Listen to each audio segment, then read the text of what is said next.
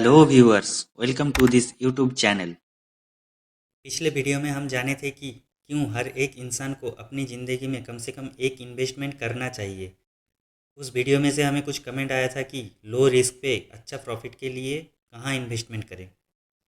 इसीलिए इस वीडियो में हम बात करेंगे एक इंसान कहाँ कहाँ इन्वेस्टमेंट कर सकता है और उस इन्वेस्टमेंट से हमें कितना प्रॉफिट मिल सकता है। तो चलिए शुरू करते हैं।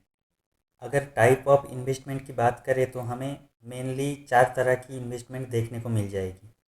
पहला है फिक्स्ड इनकम, दूसरा है इक्विटी इन्वेस्टमेंट, तीसरा है रियल इस्टेट, चौथा कमोडिटीज़। आइए अब एक एक करके समझते हैं किसके अंडर कौन सा इन्वेस्टमेंट आता है। इन्वेस्टमेंट कैटेगरी में सबसे पहले आता है फिक्स्ड इनकम। फिक्स्ड इनकम के अंडर आता है बैंक का fixed deposit, recurring deposit etcetera, bond issued by government of India, bond issued by government related agencies like हुडको, NHAI, Coal India etcetera, bond issued by corporate, corporate भी bond बहुत issue करता है। और fixed income investment सबसे low risk वाला investment है। इसमें आपको रिटर्न 7% से लेके 11% का रिटर्न मिल जाएगा। इन्वेस्टमेंट कैटेगरी की लिस्ट में सेकंड में आता है इक्विटी इन्वेस्टमेंट। इक्विटी इन्वेस्टमेंट बोले तो investment in various companies whose are publicly listed on Bombay Stock Exchange and National Stock Exchange। ऐसा कंपनी जो बॉम्बे स्टॉक एक्सचेंज और नेशनल स्टॉक एक्सचेंज में लिस्टेड हो, इस कंपनी में इन्वेस्ट करना है। और इस इन्वेस्ट में इक्विटी इन्वेस्ट में कोई फिक्स्ड इनकम नहीं है। आपका पैसा डबल भी हो सकता है, ट्रिपल भी हो सकता है, कुछ भी हो सकता है और लॉस भी हो सकता है। कोई फिक्स्ड इनकम इसमें नहीं है। ऐसे बहुत सारे कंपनी हैं नेशनल स्टॉक एक्सचेंज में और बॉम्बे स्टॉक एक्सचेंज में। इसके अलावा भी बहुत सारी दुनिया में बहुत एक्सचेंज है। बहुत सारे एक्सचेंज में आपको मिल जाएगा ऐसे बहुत सारे कंपनी जो कि आपको 20% के रिटर्न दे सकते हैं एनुअली, 20% पर एनम। लेकिन अगर इंडिया की बात करें, इंडिया में सबसे बड़ा दो ही एक्सचेंज है। एक है नेशनल स्टॉक एक्सचेंज और एक बॉम्बे स्टॉक एक्सचेंज।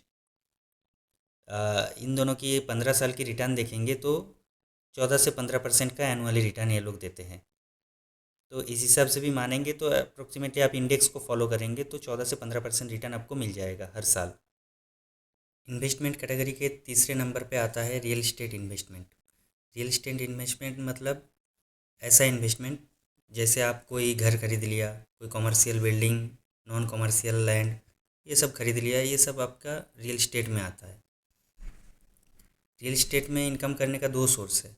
एक, आपने घर खरीद लिया, उसको खरीद के रेंट पे दे दिए तो हर महीना या हर साल आपका इनकम होता रहेगा।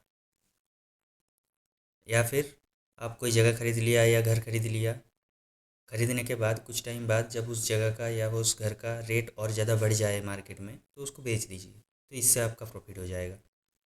दो टाइप का इनकम सोर्स हो गया।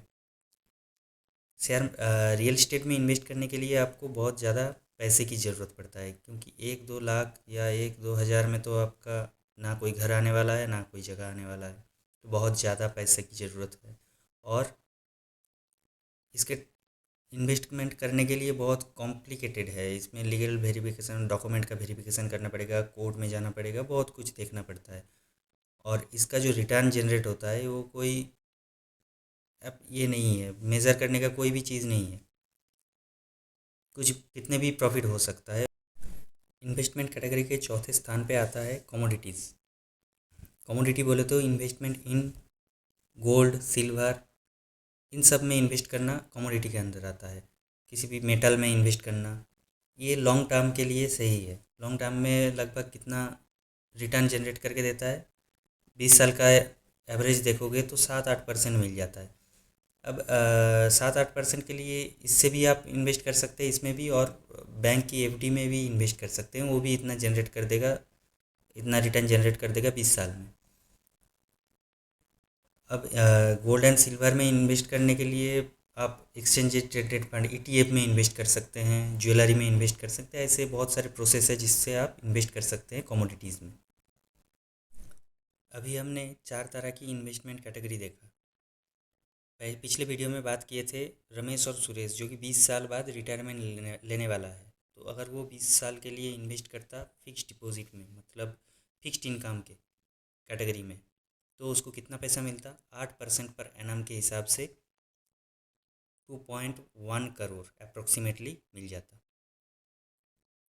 लेकिन अगर वो इक्विटीज़ में इन्वेस्ट करता तो उसको कितना मिलता? इक्विटीज़ में इन्वेस्ट करता तो 14% की पर एनम के रेट पे अप्रोक्सीमेटली 3.5 करोड़ रुपीज़ मिलता 20 साल बाद।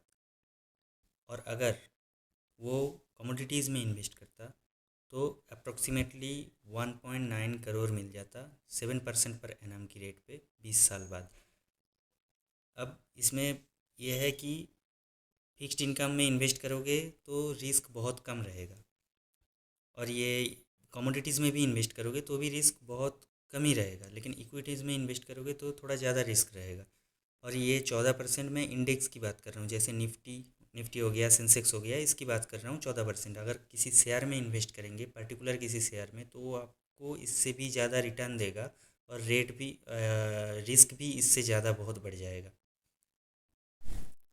अभी आप बोलेंगे कि हाँ, हमने देख लिया 4 तरह की कैटेगरी में इन्वेस्ट होते हैं, तो हम जाके किसी में भी इन्वेस्ट कर देते हैं जो अच्छा प्रॉफिट देता है, रिटर्न जनरेट करके देता है, उसमें इन्वेस्ट कर देते हैं। लेकिन ऐसा नहीं करना।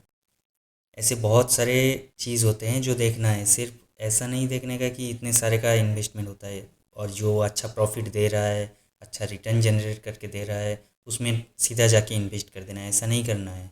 ऐसे बहुत सारी चीज़ें और भी है जो आपको देखना पड़ेगा इन्वेस्टमेंट करने के लिए, और इसके ऊपर हम आगे की वीडियो में बात करेंगे वो क्या क्या चीज़ है जो आपको देखना चाहिए इन्वेस्टमेंट करने से पहले। कोई भी इन्वेस्टमेंट हो, लो रिस्क हो, हाई रिस्क हो, कोई भी हो, वो तो बाद की बात है, लेकिन आपको पहले देखना पड़ेगा इन्वेस्टमेंट करने से पहले।